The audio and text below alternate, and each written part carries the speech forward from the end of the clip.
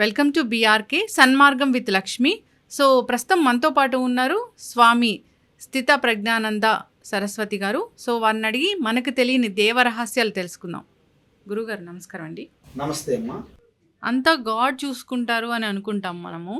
అయితే దేవుడి దగ్గరికి వెళ్ళి వస్తూ దేవుడి కోసం అది దేవాలయ దర్శనానికి వెళ్తూ కూడా యాక్సిడెంట్లు అవుతున్న వాళ్ళని చూస్తున్నాం కదా గురూజీ. ఇప్పుడు దేవుడు బయట ఉన్నాడు అంటారా, లోపల ఎక్కడ ఉన్నాడు? ఇంతకీ దేవుడు ఇప్పుడు నేను చెప్పాను ఇంత స్టోరీలు, ఇంతకీ మీకు దేవుడి గురించి ఏం అర్థమైంది? దేవుడు మనలో ఉన్నాడు. అలా కాదు తల్లి, చిన్న ఉదాహరణ చెప్తాను, చిన్న ఉదాహరణ మీకు మళ్ళీ రిపీట్ చేస్తా. ఒక రాజు దేవుడు గురించి ఎంక్వైరీ చేశాడు.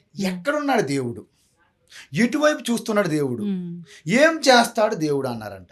అయితే వెంటనే పండితులు అందరూ శాస్త్రాలు తీసి చదివేశారంట దేవుడి గురించి. ఎవ్వరు చెప్పలేకపోయారు.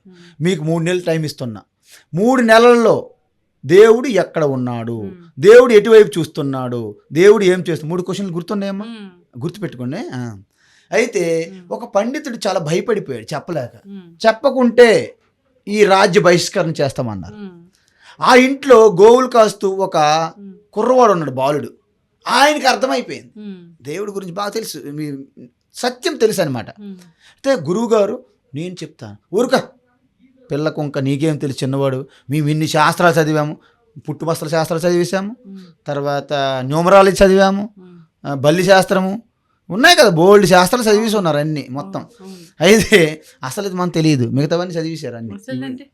అదే నేనెవరనేది తెలియదు, ఈశ్వరుడు ఎవరనేది తెలియదు, మిగతావన్నీ చదివేశారు. ఇప్పుడు నేల విడిచి సాము చేయడం అంత విన్నారమ్మా? ఈ భూమి మీద గాలి ఎక్కడ ఏమి ఉందా? మనం ఎవరమో తెలియకుండా మీ గురించి నేనేం చెప్తానండి, చెప్పండి చెప్పండి. ఆడి చెప్పేస్తుండే, ఆడి గురించి ఆయనకి తెలియదు. ఎంతమంది జ్యోతిష్యం మీద చెప్పారు చూసారు కదా ఈ మధ్యన, అందరూ జోకర్ లాగా. ఇంకొకటి జ్యోతిష్యం కరెక్టే కదా గురూజీ, అది కూడా వస్తాను, అక్కడికి వస్తాను, ఎంతవరకు కరెక్ట్ అని చెప్తా. సో అప్పుడు ఆ పిల్లవాడు నేను వెళ్తానని చెప్పాడు, వచ్చాడు రాజు దగ్గరికి, సభలోకి వచ్చాడు. మీరేమన్నాడంటే, రాజుగారు చెప్పు అన్నారు. నో రాజు, నేను చెప్పాలంటే నేను ఆసనం పైన కూర్చోవాలి, సింహాసనం పైన. అందరు చెప్పారు ఓకే, సింహాసనం పైన కూర్చున్నాడు పిల్లవాడు. రాజు ఎక్కడ కూర్చున్నాడమ్మా? కింద. ఓకేనా, చెప్పాడు పైన ఉండాలి కదమ్మా. అయితే పిల్లవాడు ఏమన్నాడంటే, కొంచెం పాలు తీసుకురండి అన్న. పాలు పెట్టారు. జ్యోతి వెలిగించండి అన్నారు. జ్యోతి వెలిగించారు. అది మన ధర్మం. అంటే ప్రశ్న చెప్పు, దేవుడు ఎక్కడ ఉన్నాడు? ఓకే దేవుడు ఎక్కడ ఉన్నాడు నేను చెప్తా, ఈ పాల్లో వెన్న ఎక్కడ ఉన్నా చెప్పండి అన్నాడు. ఏం చెప్తారు మీరు? నో, పాలు చూపెట్టి వెన్న ఎక్కడ ఉందంటే, పాలు అంతటా వ్యాపించి ఉన్నది, వెన్న వ్యాపించి ఉంది కాబట్టి చిలికితే వస్తుంది, అవునా? మరి పాల్లో వెన్న లేకుండా వస్తుందా? ఉన్నదా లేదా? అందువలన ఈ ప్రపంచమంతా అణువణువు వ్యాపించి ఉన్నాడు ఈశ్వర. అందుకే అణువణువు కంకర యందు శంకర్, చందన హే సుదేశ్ కమాటి తపో భూమి హర గ్రామ హై, అరబాలా దేవికి ప్రతిమ బచ్చా బచ్చా రామ హై అంటారన్నమాట. ఈ యొక్క మొత్తం ఈ భారతదేశం ప్రపంచమంతా చందనం, సుగంధం, ప్రతి గ్రామము తపోభూమి, తపోవనం, ప్రతి బాలిక ఆ మహాశక్తి ప్రతిస్వరూపాలు, ప్రతి బాలుడు రామస్వరూపం. ఇది తెలియక మన భ్రమ. మీరు అన్నారు చూడండి, దేవుడి కోసం అంటారు. అందువలన పాల కంటే వెన్న ఎలాగైతే బయట లేదో, పాలంతా ఎలా వ్యాపించుందో ఈ ప్రపంచమంతా దేవుడు వ్యాపించుంటే నువ్వెక్కడో గుడికే పరిమితం చేస్తున్నావు, తప్పు. కానీ గుడికి వెళ్ళడం మరి తప్పు అయితే ఎలాగ స్వామి గుడుల సంగతి అని అంటారు మీరు. గుడికి వెళ్ళడం తప్పు కాదు, ఎందుకంటే వ్యాపించి ఉన్న దేవుడిని కనెక్ట్ అవ్వడం మనకు చేత కాదు. కానీ ఏదో ఒక ఆధారం ఉండాలి కదా, ఆరంభం అయితే ఉండాలి కదా, అది గుడికి వెళ్ళి ఆరంభించు. ఇప్పుడు మీ యొక్క ఫోటో చూస్తే మీరు నాకు గుర్తొస్తారా లేదా? అవునమ్మా. సో మీ యొక్క ఫోటో మిమ్మల్ని గుర్తు స్మరించడానికి మీ ఫోటో ఎంతవరకు నాకు అవసరం ఉంటుందో దేవాలయం యొక్క అవసరం అంతే. కానీ ఫోటో మీరు కాదు, నిజం చేసుకోండి. ఫోటోకి లాగిపోవడం కొడితే మీకు ఏమైనా ఇబ్బంది, బాధ, పెయిన్ వచ్చిందా? మీ ఫోటోకి ఇలా అన్నాను అనుకోండి, మీకు ఏమైనా పెయిన్ వచ్చింది ఇక్కడ? అంటే ఫోటో మిమ్మల్ని స్మరించడానికి ఉపయోగపడుతుంది. ఆ గుడిలో ఉన్నటువంటి మూర్తి విగ్రహం కూడా ఈశ్వర. అందుకే తవ తత్వం న జానామి కీదృశోషి మహేశ్వర, యాదృశోషి మహాదేవ తాదృశాయ నమో నమః. ఓ భక్తుడు అన్నాడట, హే మహాదేవ్ నీ రూపము నీ ఆకారం నాకేం తెలియదు, కీర్తిశేషు నువ్వు ఎలా ఉంటావో తెలియదు, కానీ ఏ రూపములు ఉన్నా ఆ రూపానికి నా నమస్కారం అన్నారు. చూసారా ఎంత బాగుంది ప్రార్థన, అద్భుతం. కాబట్టి ఈ దేవాలయాలకి ఏదైతే వెళ్తున్నారో, కోరికలతో వెళ్తున్నారో, కోరికలు లేకుండా వెళ్తున్నారో, ఎక్కడెక్కడికి వెళ్తున్నారు కదమ్మా, వాళ్ళు వచ్చినప్పుడే ప్రారబ్ధ కర్మతో వస్తారని చెప్పాను నేను. పుట్టుక ఎంత పుణ్యము ఎంత పాపము అవి ఉంటాయమ్మా, దాని ప్రకారంగా శరీరం వస్తుంది. కానీ అవి ఉన్నంత వరకు శరీరం ఉంటుందమ్మా. ఆ శరీరం ఏ విధంగా పోవాలని ఉంటే ఆ విధంగా పోతుంది, ఎవ్వరూ తప్పించలేరు. ఒకవేళ నా శరీరము బాత్రూంలో పోవాలని ఉందనుకో, సపోజు నేను కృష్ణానదిలో దూకినప్పటికీ నేను చావను. మీలాంటి ఎవరో వచ్చి నన్ను రక్షిస్తుంటారు, తప్పకుండా రక్షిస్తారు. ఈవెన్ నేను నక్సలైట్ ఉగ్రవాదుల మధ్యలో ఉన్నప్పుడు కూడా నాకు రక్షించబడతాను నేను. కానీ బాత్రూంలో కాలు జారకుండా చూసుకోవాలి. అక్కడ జారాను అనుకోండి, ఇది ఎక్కడ తగిలిపోయి చనిపోతావు. ఎందుకు? అక్కడ టైం ఉంది, తప్పించుకోవడం అవదు. కాబట్టి ఈ పుట్టుకలకి చనిపోవడానికి గురించి మీరు ప్రశ్నించొద్దమ్మా, దీనికి కథ ఉన్నది ఆల్రెడీ. మహాభారతం ప్రారంభంలో గంగాదేవి శాంతనుడికి మధ్య జరిగినటువంటి వివాహం. ఆ గంగకి ఏంటంటే ఒక ఒప్పందం అనమాట. అష్టవసువులు తన గర్భంలో పుడతారు. ఎందుకు? చిన్న తప్పు చేశారు వాళ్ళు. ఆ చిన్న తప్పు వలన భూమండలం మీద జన్మించాలి, అంతవరకే. పెద్ద తప్పు చేసినప్పుడు ఒకడు ఉన్నాడు, ఆయన మూలంగా ఆయన సపోర్ట్ చేశారు వాళ్ళు పుట్టినట్టునే వాళ్ళకి కర్మ అయిపోయింది, వెంటనే మళ్ళీ వెళ్ళిపోవాలి వాళ్ళ స్వరూపాలకి. అందుకే గంగాదేవి పుట్టిన ప్రతి వాడికి గంగలో కలిపేసేది. మీరు విన్నారో లేదో. కానీ లాస్ట్ 8వ వాడికి శాంతనుడు ఒప్పుకోలే. నువ్వు కలుపుతావా, నాకు కావాలన్న.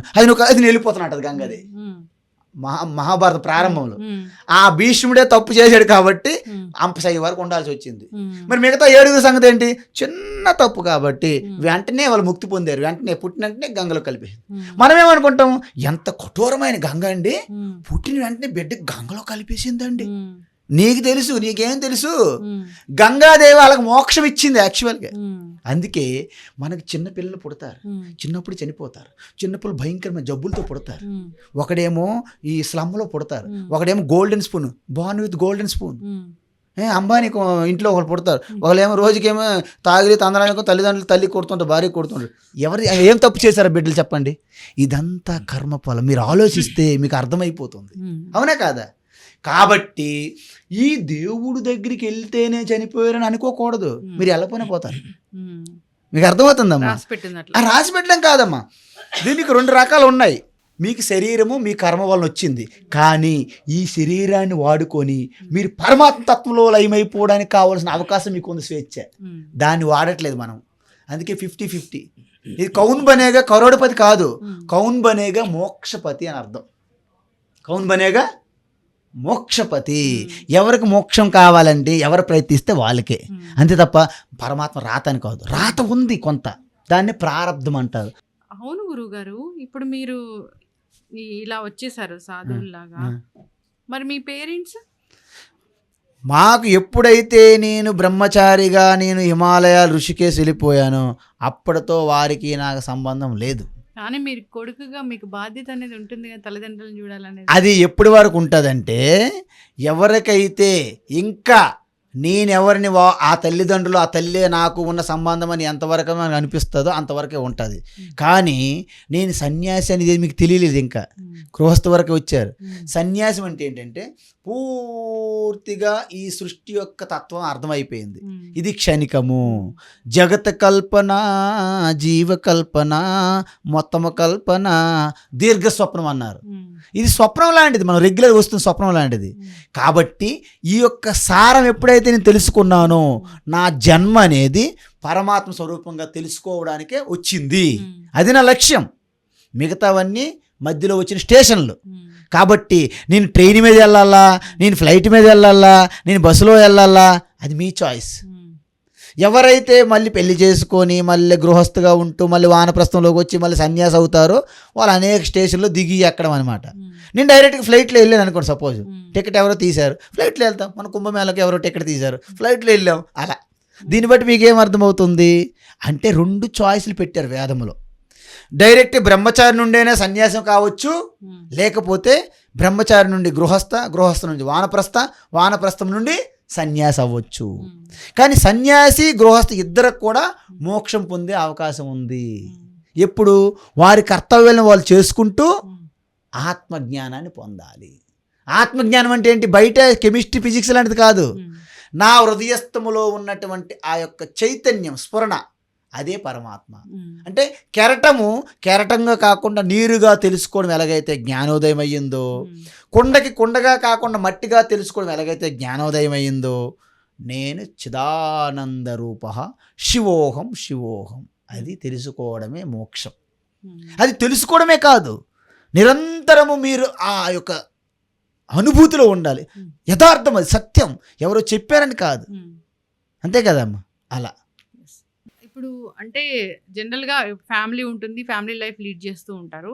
మీలాగా సాధువుల్లాగా అవ్వడం మంచిదా, ఫ్యామిలీ లైఫ్ లీడ్ చేస్తూ ఈ జన్మ సార్థకం చేసుకోవడం మంచిదా?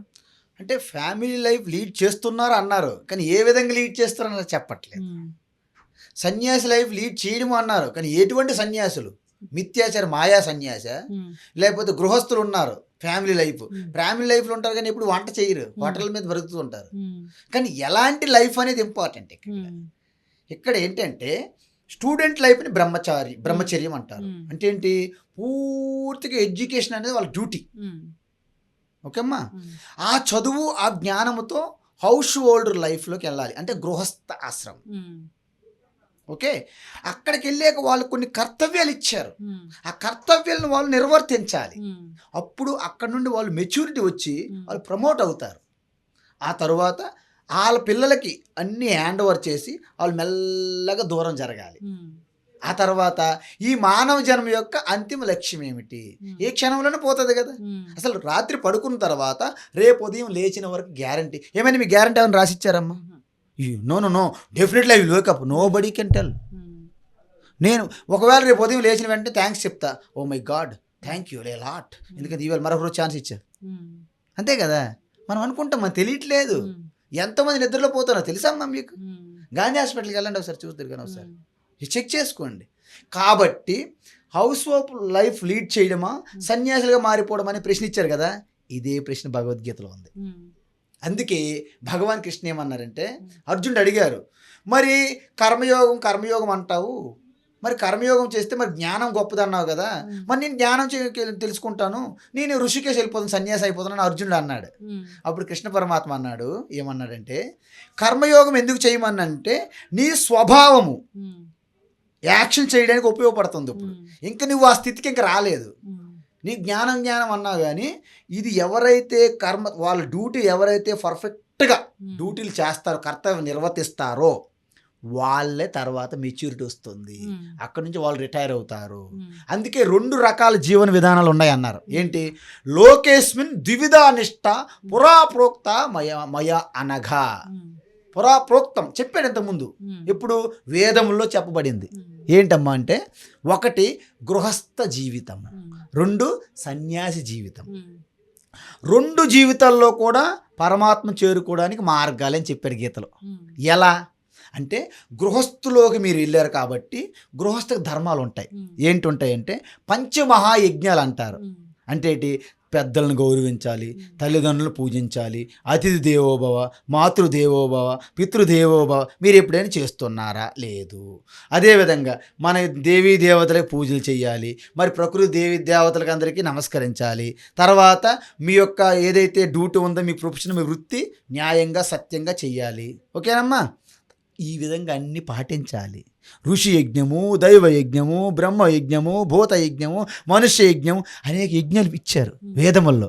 ఇవన్నీ పాటించుకుంటూ మీ యొక్క కర్తవ్యాలను నిర్వర్తిస్తూ మీ యొక్క వృత్తిని ముందు తీసుకెళ్ళాలి. వచ్చిన ఆదాయంతో మీరేం చేయాలి? ఈ వ్రతాలు, యజ్ఞ యాగాల పూజలతో పాటు ఈ యొక్క అధ్యయనం కూడా చేసుకోవాలి. నా జీవిత యొక్క లక్ష్యం ఏంటి? నేను ఎవరిని? నేను ఎందుకు వచ్చాను? నా లక్ష్యం ఏంటి? నా గమ్యం ఏంటి? ఇది ఈ సమాజాన్ని, జగత్తుని నడిపిస్తున్న శక్తి ఎవరు? ఈ పిల్లలకి నా సంబంధం ఏంటి? మా తల్లిదండ్రులకి నాకున్న సంబంధం ఏంటి? మేము నిజంగా శాశ్వతమైన సంబంధమా, లేకపోతే కేవలం ఈ ఒక 60-70 కేజీలు బరువుకే ఉన్న సంబంధమా? ఈ శరీరమైన శాశ్వతం అందరికీ తెలుసు, మన ముందే పోతున్నాయి, మట్టిలో కలిసిపోతున్నాయిగా. అంతే కదా. అందువలన కేవలం బంధువులు, అమ్మా నాన్న, తల్లి ఎవరు, తండ్రి ఎవరు, పుత్రులు ఎవరు, భార్య ఎవరు, భర్త ఎవరు, ఎంతవరకు నేను సంపాదిస్తే అంతవరకు నాకు ఇంట్లో గుర్తింపు, నేను రూపాయి సంపాదించిపోతే 4 రోజుల తర్వాత నాకు ఫుడ్ పెట్టరు, అనేక అవమానాలు చూసారా, చూస్తున్నారు కదా. రక్త సంబంధం ఏ సంబంధాలు ఉండవు. అసలు అమ్మా నాన్నలు ఎక్కడ ఇళ్లలో ఉంచట్లేదు కదా గురూజీ. అందరూ వెళ్ళి అనాథాశ్రమంలో మనం వృద్ధాశ్రమంలో పడేస్తున్నారు కదా. అంటే ఏమి తప్పు లేదు, వాళ్ళు కూడా త్వరలో అదే ప్లేస్కి వెళ్తారు. ముందు నుంచే ప్లేస్ అలవాటు పడుతుంది వీళ్ళకి కూడా. ఇవన్నీ ఎందుకు వచ్చాయంటమ్మా? స్వార్థం ఎందుకు వచ్చిందంటమ్మా? డైల్యూట్ అయిపోయిందనమాట ఈ ధర్మ. చూసానా, మీ కర్తవ్యాలు చెప్పాను, ఎవరు పాటించట్లేదుగా. అందువలన ఎవరైతే పాటిస్తారో వారు కూడా పరమాత్మాని చేరుకుంటారు. మరి సన్యాసి ఏంటి అంటే, ఈ గృహస్థులు ఇన్ని కర్మలు చేస్తూ పరమాత్మ జ్ఞానాన్ని అభ్యాసం చేయాలి. మరి సన్యాసి ఏంటి? ఎవరైతే ఈ యొక్క గృహస్థులు అయిన తర్వాత సన్యాసి అవ్వచ్చు, ఒక మార్గం. స్టూడెంట్ లైఫ్గా ఉండి బ్రహ్మచారి నుండి కూడా, నేను బ్రహ్మచారి నుండి సన్యాసం అయ్యా, నేను I did not married, okay. So ఈ విధంగా కూడా సన్యాసి అవ్వచ్చు. ఎలా అంటే, నేను గృహస్థాశ్రమంలోకి వెళ్ళలేదు, కానీ నాకు అంతకన్నా మైండ్ శుద్ధి అయి ఉండాలి. అప్పుడే జ్ఞానం అర్థమవుతుంది. అది శుద్ధి కావాలంటే నేను ఆశ్రమంలో సేవ చేయాలి, ఒక గురువుకు సేవ చేయాలి, ఇవన్నీ చేయాలి కదా. చేసిన తర్వాత నిరంతరం గురువు గారి దగ్గర శాస్త్రం చదవాలి, తపస్సు చేయాలి. ఆ తపస్సు చేస్తే అది నా డ్యూటీ. అది వదిలేసి మీ కిందకు వచ్చి అనేక వేషాలు వేసుకొని అనేక యాక్షన్స్ చేసుకొని నాకు కూడా రాగద్వేషాలతో ఉండు, నేను కూడా కోరికలతో నలిగిపోతూ ఉంటే నా సన్యాసి కూడా వ్యర్థం.